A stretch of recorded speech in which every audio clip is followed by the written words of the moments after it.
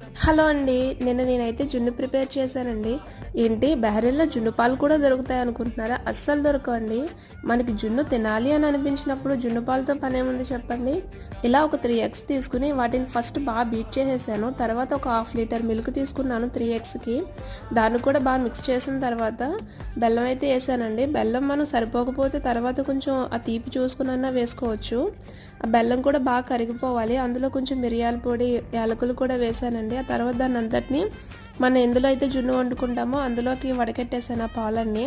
ఇలా ఒక ఇడ్లీ గిన్నెలో కొంచెం వాటర్ పోసి పాలు గిన్నె అందులో పెట్టి ఆవిరి మీద అలా ఉడికించాలండి.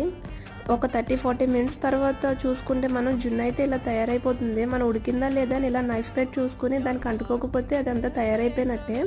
చల్లారిన తర్వాత ఫ్రిడ్జ్లో పెట్టేశానండి. ఈరోజు మార్నింగ్ తీసాను.